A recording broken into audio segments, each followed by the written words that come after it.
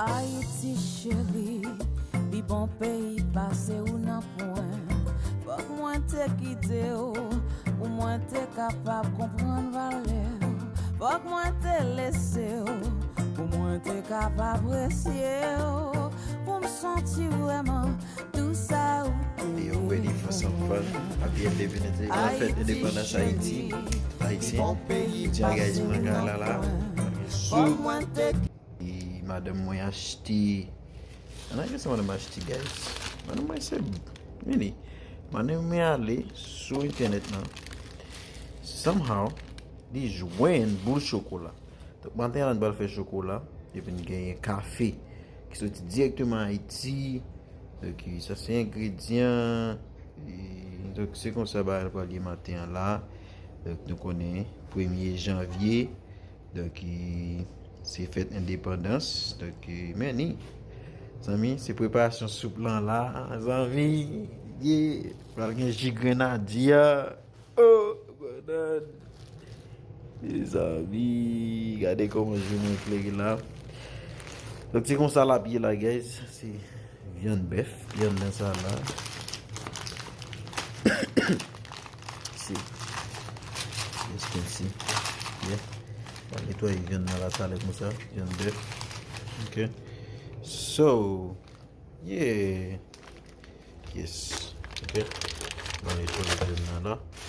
Bon, pour moi qui pas connaît ça que nous mettons dans soupe là, soupe ça, son soupe que et ou ka ajouter n'importe bail là dans veggies là dans so ça n'a pas là c'est lime.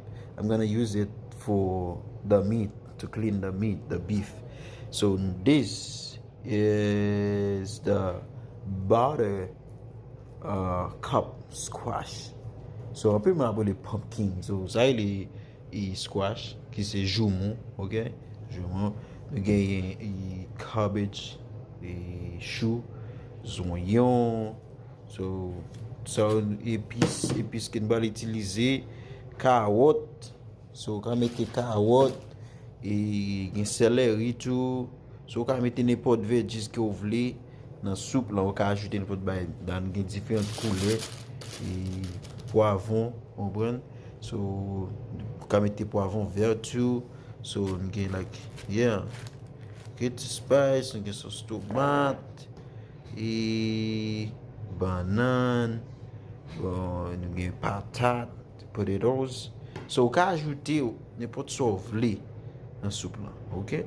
So, nous avons l'autre bagaille, nous avons l'autre bagaille là, oui, qui là, céleri, lettuce, qui est supposé ajouter. Donc, on va ajouter là. Donc, c'est ensemble de bagailles que vous pouvez mettre pour faire les soupes là. I was like, what is that here? Yeah. She grenadier. Yes. She grenadier like this. I'm so excited about it. It's been a long time. Yes, yes. The soup is ready. Thank you. Yay. You're not forced to sit out here, but it seems desired. Butter?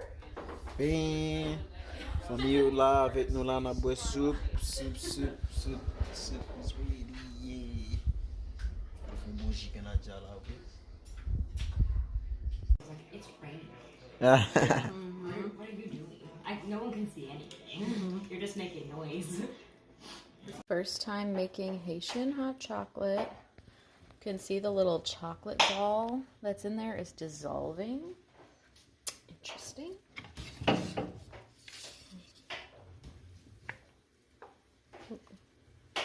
We got these Haitian lait chocolat on Amazon.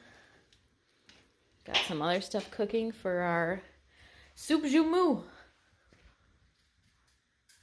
What are we celebrating You want today? to see my Oh, knife scale? please don't focus on the video and just focus on the cutting. Yeah. Pray for my husband, people.